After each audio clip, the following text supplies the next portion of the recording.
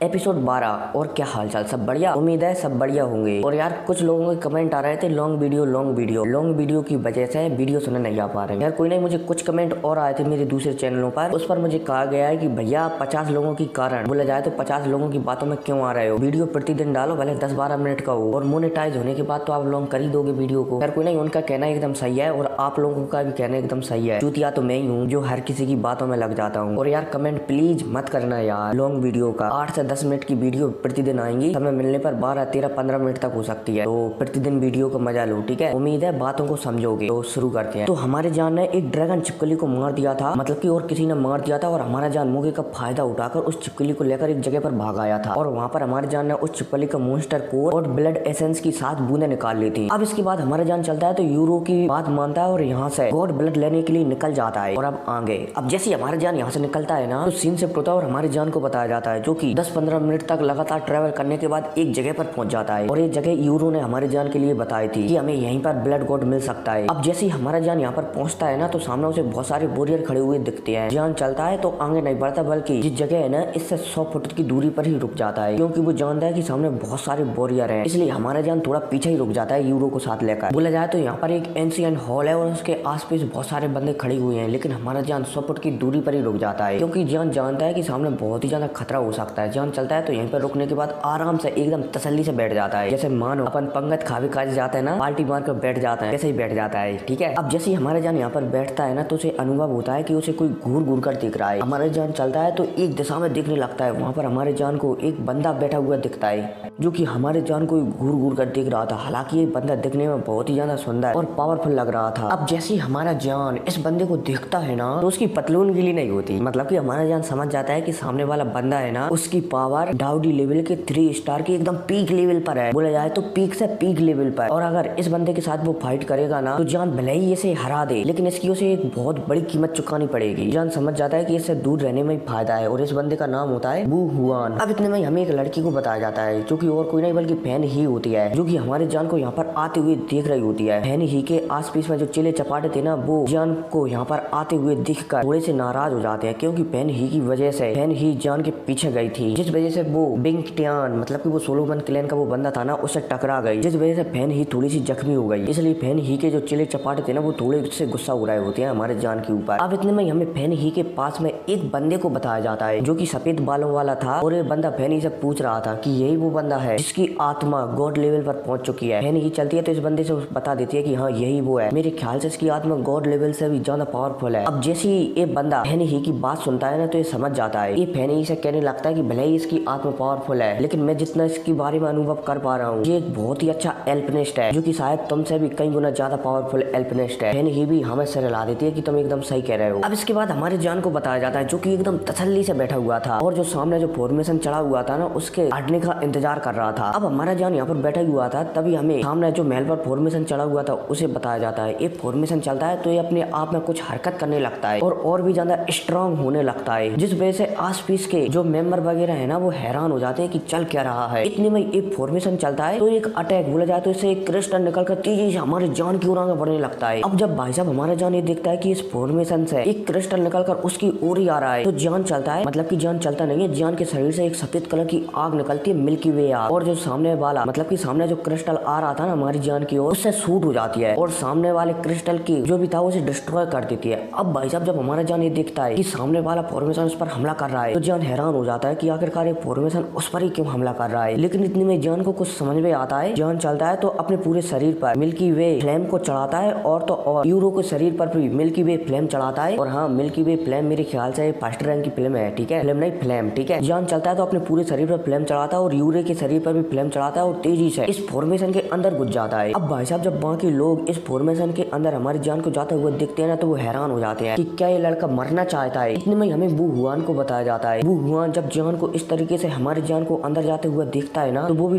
थोड़ा परेशान हो जाता है। लेकिन इससे ज्यादा परेशान वू हुआन इस बात से परेशान हो रहा था कि जान के पास जो मिल्की वे फ्लेम कहाँ से आ गई, मतलब कि शायद वू हुआन ने मिल्की वे फ्लेम को पहचान लिया है। वू हुआन चलता है तो जान जिस रास्ते से, बोला जाए तो जिस जगह से इस फॉर्मेशन के अंदर घुसा था ना, वू हुआन भी इसी रास्ते से इस फॉर्मेशन में घुस जाता है। अब जैसे वू हुआन को भी यहाँ के सभी लोग घुसते हुए देखते हैं ना इस फॉर्मेशन के अंदर, तो यहाँ पर सभी के सभी बंदे चलते हैं तो वू हुआन के पीछे पीछे जाने लगते हैं और बहुत सारे बंदे सीधा इस फॉर्मेशन में घुस जाते हैं। अब इतने में हमें वू हुआन को बताया जाता है, जो कि फॉर्मेशन के अंदर आकर थोड़ा चिंतित लग रहा था। वू हुआन यहाँ पर समझ जाता है कि अब वो यहाँ से वापस नहीं जा सकता। और तो और जान भी अचानक इस फॉर्मेशन के जरिए कहीं पर गायब हो गया। वू हुआन बहुत ही ज्यादा कोशिश करता है कि जान का पता लगाए, लेकिन वो पता नहीं लगा पाता। वू हुआन चलता है तो समझ जाता है, इसलिए वो यहाँ पर सभी से कहने लगता है कि सुनो, अगर तुम सभी को जिंदा रहना है ना, तो मिलकर इस फॉर्मेशन को तोड़ना होगा, वरना यहाँ से कोई भी जिंदा नहीं जा पाएगा। अब भाई साहब जैसे वू हुआन की यहाँ पर सभी बात सुनते हैं ना, तो वो ज्यादा कुछ नहीं कह पाते और अपना सिर हाँ हिला देते हैं कि ठीक है। अब भाई साहब वू हुआन इस फॉर्मेशन को तोड़ने की बात कर ही रहा होता है, तभी हमें सामने का एक सीन बताया जाता है, जहाँ पर मतलब कि एक काले कलर की एनर्जी थी जो कि इस फॉर्मेशन को पावर दे रही थी। हालांकि ये एनर्जी थोड़ी सी डरी हुई थी। अब पता नहीं ये एनर्जी किससे डर रही थी, लेकिन ये थोड़ी सी डरी हुई थी। अब जैसे इस एनर्जी की नजर वू हुआन पर जाती है ना, तो वू हुआन एकदम चौकन्ना हो जाता है। वू हुआन चलता है तो एक बहुत ही पावरफुल अटैक, जिसमें फायर एनर्जी और कुछ एक और एनर्जी थी, दोनों का अटैक बनाता है। बोला जाए तो दो ड्रैगन टाइप के बनाता है और सामने जो काले कलर की एनर्जी थी ना, उस पर शूट कर देता है। अब जैसे ही अटैक इस ब्लैक कलर की एनर्जी से टकराते हैं ना, तो यहाँ पर एक धमाका होता है बड़ा। इतने में हमें फैन ही को भी बताया जाता है। फैन ही चलती है तो वो भी अपने हाथों का फॉर्मेशन बदलती है और इस ब्लैक कलर की एनर्जी पर हमला कर देती है, जिस वजह से ब्लैक कलर की एनर्जी पूरी तरह से डिस्ट्रॉय हो जाती है और इस महल पर जो फॉर्मेशन चढ़ा हुआ था ना, वो पूरी तरह से नष्ट हो जाता है। अब जैसे ये फॉर्मेशन नष्ट होता है ना, तो ये महल पूरी तरह से दिखने लगता है। इतने में हमारे जान को बताया जाता है, जो कि सामने किसी चीज को देख रहा था और उसके हाथ में उसकी तलवार भी थी। अब इतने में हमें थोड़ी देर पहले का सीन बताया जाता है, जब जियान यहाँ पर आया था ना इस फॉर्मेशन के अंदर। जैसे हमारे जान ने लिटिल ई को प्रकट कर लिया था यहाँ पर, जिस वजह से यहाँ पर जो ब्लैक कलर की एनर्जी थी ना, वो लिटिल ई से डर गई थी। इसलिए लिटिल ई ने हमारे मतलब कि इस ब्लैक कलर की एनर्जी ने हमारे जान को यहाँ से जाने दिया था। उम्मीद है समझ गए होंगे। अब जैसे ये फॉर्मेशन टूटता है ना, तो ये सभी के सभी बंदे जान की ओर आगे बढ़कर यहीं पर खड़े हो जाते हैं और सामने देखने लगते हैं जिस साइड हमारा जान दिख रहा है। इतने में हमें वू हुआन को बताया जाता है, जो कि थोड़ा परेशान था कि जान आखिरकार यहाँ पर पहुंचा कैसे, इस फॉर्मेशन ने उसे रोका क्यों नहीं। वो हुआन यहाँ पर परेशान हो रहा था कि आखिर जान के पास ऐसी कौन सी टेक्निक थी जिसकी सहायता से वो यहाँ तक पहुंच गया, वो भी बिना फॉर्मेशन से लड़े। अब वो हुआन यहाँ पर परेशान हो ही रहा होता है, तभी हमें सामने बताया जाता है जहाँ पर 7 कुर्सी एकदम लाइन से जमी हुई थी और इन 7 कुर्सियों पर 7 कंकाल बैठे हुए थे। अब इतने में हमें सबसे बीच वाला कंकाल को बताया जाता है, जिसके ऊपर एक हल्की सी लाइट जल रही थी और इस लाइट के अंदर एक स्क्रॉल तैर रहा था, मतलब कि स्क्रॉल था। अब जैसे यहाँ पर जितने भी बंदे यहाँ पर आए हैं ना, लगभग 500 से 600 बंदे,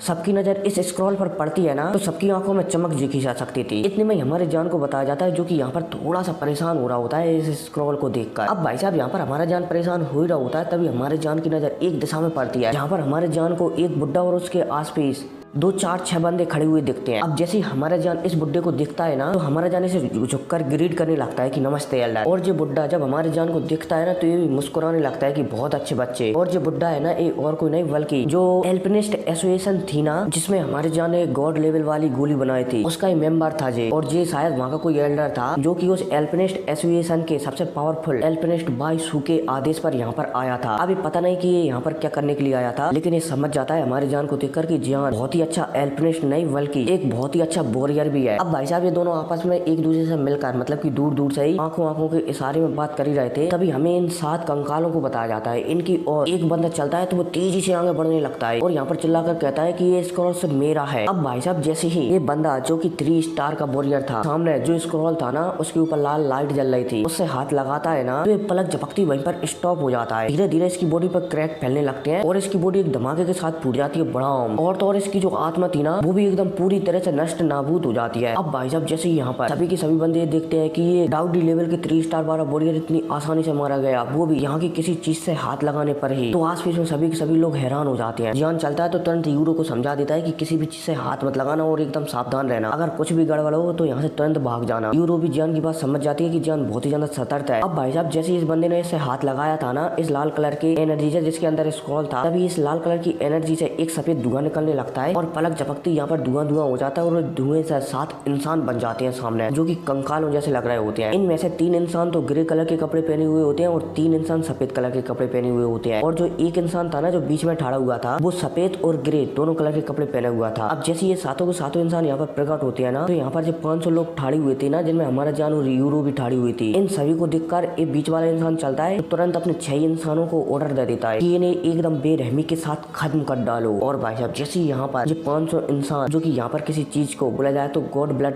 को लेने के लिए आए हैं, तो इस ग्रे कलर के कपड़े पहने वाले बंदे की बात सुनते हैं ना तो वो हैरान हो जाते हैं। और फिर क्या इसी हैरानी के साथ एपिसोड खत्म हो जाता है। और हाँ, कमेंट करना ठीक है। और हाँ, फालतू की कमेंट नहीं आना चाहिए कि भाई लॉन्ग वीडियो बनाओ वैसा वैसा जेबो जेबो, क्योंकि उन कमेंटों को अब मैं बिल्कुल भी नजरअंदाज करूंगा। खैर कोई नहीं, मिलते हैं अगले वीडियो में। टिक केयर और कोशिश करूंगा कि थोड़ा लॉन्ग वीडियो बनाओ।